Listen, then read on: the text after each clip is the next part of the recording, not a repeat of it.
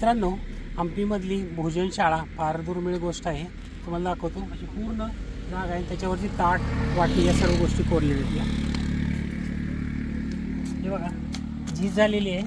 तर ते ताट, वाट्या अगदी आजही व्यवस्थित पाहायला मिळतात तुम्हाला. हे बघा ताट, याच्यामध्ये कदाचित केळीची पानं किंवा इतर काही गोष्टी वापरण्यात येत असाव्यात, परंतु खरंच एक अद्भुत गोष्ट आहे. भारतात फार कमी ठिकाणी किंवा अगदी कुठंच न बघितलेली अशी गोष्ट आहे.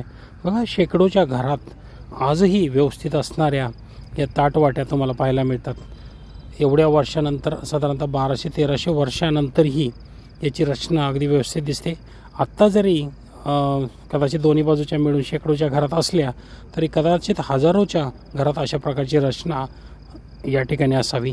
सैनिक किंवा सेवक अशा लोकांना एकत्रित बसण्यासाठी अशा प्रकारची भोजनशाळा असावी. याच्यावरती छत असावं नसावं हे सांगणं कठीण आहे, परंतु एक वेगळ्या प्रकारचा दगड आहे हा. आणि या दगडामध्ये या कोरलेल्या ताटवाट्या आपल्याला पाहायला मिळतात.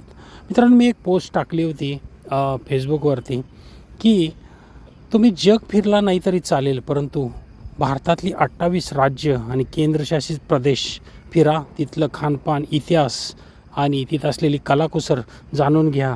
तुम्हाला जगात कुठेही मिळणार नाही असा आनंद या ठिकाणी नक्की मिळेल. खरंच अद्भुत. हंपीला आल्यानंतर एक गोष्ट मात्र लक्षात आली की आपला देश किती समृद्ध होता. अगदी 1200 वर्षापूर्वी हंपी हे शहर त्या काळी जगातलं 2 नंबरचं श्रीमंत शहर होतं. बिदरची तुम्हाला माहिती आहे, त्या शाही, आदिलशाही, कुतुबशाही या 5, त्यानंतर इमादशाही या 5 शाहींनी मिळून विजयनगर साम्राज्याचा पाडाव केला. आणि त्यानंतर इथं असलेल्या गोष्टीला उतरती काळा लागली. परंतु खरंच एक अद्भुत गोष्ट तुम्हाला इथं पाहायला मिळते.